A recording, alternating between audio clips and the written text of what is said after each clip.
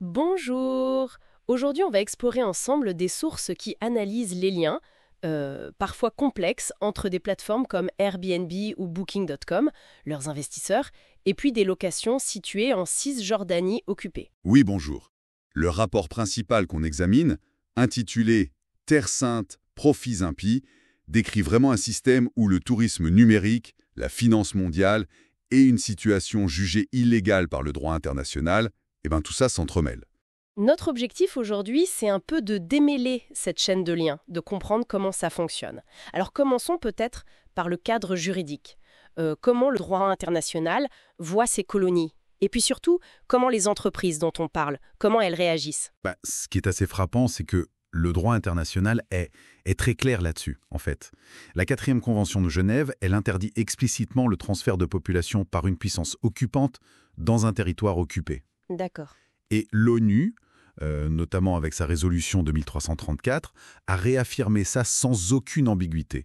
La Cour internationale de justice, aussi, elle a condamné ces colonies comme étant illégales. Ah oui, quand même. Oui, et certains experts de l'ONU vont même plus loin, ils parlent de crimes de guerre. L'idée, c'est que construire ces colonies, en soi, c'est déjà une violation grave. Face à cette position juridique aussi nette, quelle a été la stratégie de ces plateformes, Airbnb, Booking? Alors là, les réactions, elles ont été assez variées. Airbnb, par exemple, avait annoncé en 2018 vouloir retirer les annonces. Oui, je m'en souviens. Mais finalement, en 2019, ils ont fait marche arrière. Sous la pression, semble-t-il. Ils ont promis de reverser les profits générés par ces locations. Reverser les profits. Oui, mais cette démarche a été pas mal critiquée. Certains observateurs ont parlé de lavage de profits. En gros, l'idée c'est que donner l'argent, ça ne résout pas le problème de fond, qui est de participer à une activité jugée illégale. Et Booking.com, de leur côté? Booking, eux, en 2022, ils ont ajouté un avertissement. Un message qui parle des risques liés au séjour dans ces zones. Mais sans mentionner explicitement l'illégalité au regard du droit international. Une position un peu ambiguë. C'est ça.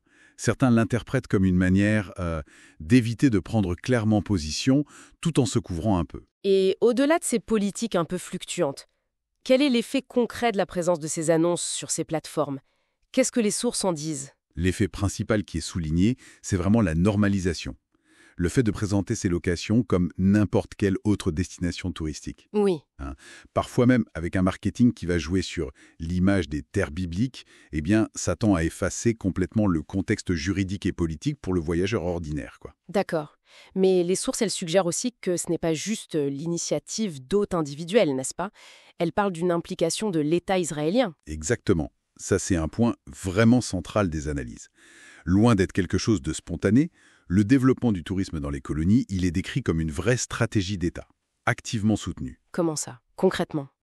Ça passerait par des subventions, par exemple du ministère du Tourisme israélien, pour aider à construire des gîtes, des attractions touristiques, mais aussi par la construction d'infrastructures dédiées, comme des routes spécifiques, et même l'utilisation de sites archéologiques qui se trouvent en territoire occupé pour attirer des visiteurs et ancrer un récit historique particulier. Donc il y aurait une sorte de partenariat tacite en quelque sorte. Les sources parlent d'une véritable symbiose, oui. D'un côté, l'État qui fournit le cadre, le soutien financier, physique, pour consolider les colonies, et de l'autre, les plateformes qui apportent la technologie, l'accès au marché mondial. Et qui les rendent désirables et accessibles. C'est ça, elles les intègrent de fait au circuit touristique international. C'est là qu'intervient un autre acteur clé mentionné dans les documentaires, la finance.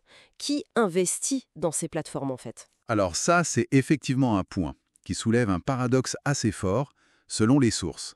Les principaux actionnaires institutionnels de Booking Holdings ou d'Airbnb, ce sont des géants de la finance.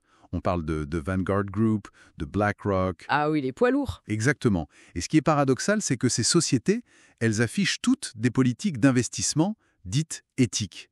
Les fameux critères ESG, environnementaux, sociaux, de gouvernance. Oui, on en entend beaucoup parler. Et dans ces politiques, elles s'engagent théoriquement à surveiller de près les risques liés aux droits humains, à la conformité légale, en citant souvent les principes directeurs de l'ONU.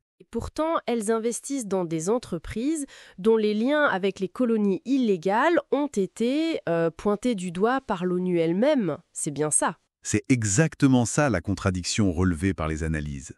L'argument qui est souvent avancé par ces gestionnaires d'actifs, c'est celui de l'investissement passif. C'est-à-dire ? L'idée que leurs fonds se contentent de suivre un indice boursier, comme le S&P 500, sans choisir activement telle ou telle entreprise. En gros, ils achètent tout le panier. D'accord. Mais est-ce que cet argument tient selon les sources ? Eh bien, les sources le contestent. Elles notent que ces grandes firmes, même si elles investissent passivement, elles exercent quand même leur droit de vote lors des assemblées générales des entreprises.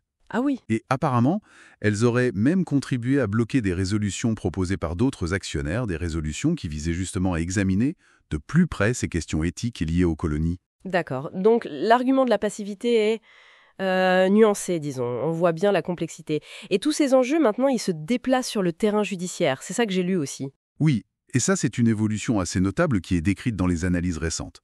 On voit émerger de nouvelles actions en justice, notamment en Irlande, au Royaume-Uni. Et là, on ne vise plus seulement la responsabilité sociale des entreprises, on emprunte une voie beaucoup plus directe. Laquelle ? Celle du droit pénal national.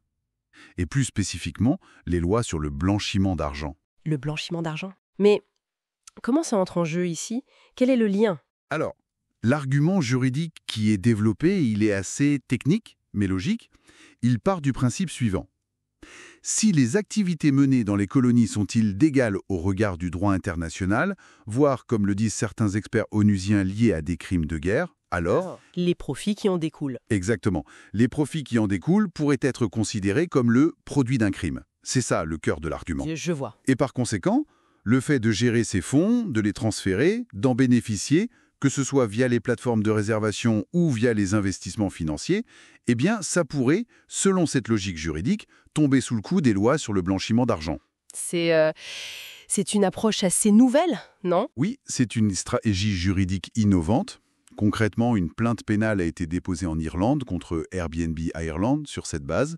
Bon, la police a d'abord refusé d'enquêter, mais cette décision est actuellement contestée devant la Haute Cour irlandaise depuis mai 2025.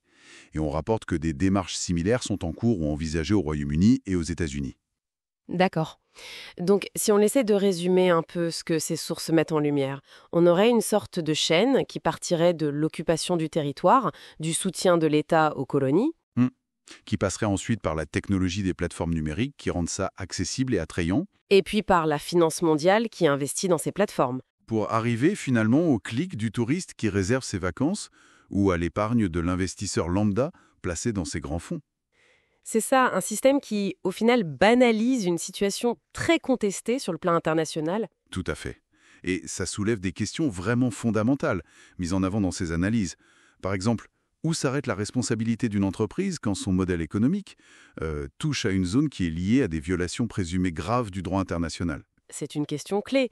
Et une autre, quel est le devoir de vigilance, le devoir de diligence d'un investisseur, même s'il se dit passif, face aux activités qui sont financées, en partie, par son capital ?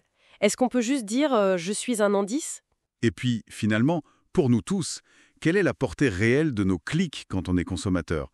Est-ce qu'un simple clic de réservation est anodin ? Ce sont des questions qui restent ouvertes, bien sûr. Et peut-être une dernière réflexion que nous inspirent ces sources, elle nous confronte un peu à la manière dont des actes qui nous semblent banals, quotidiens, réserver un voyage en ligne, placer notre argent pour la retraite, peuvent en fait nous connecter, souvent sans même qu'on en ait conscience, à des enjeux géopolitiques et juridiques majeurs qui se passent à l'autre bout du monde. Une connexion invisible, mais bien réelle. Voilà, c'est tout pour cette exploration aujourd'hui. Merci beaucoup de nous avoir écoutés. Merci.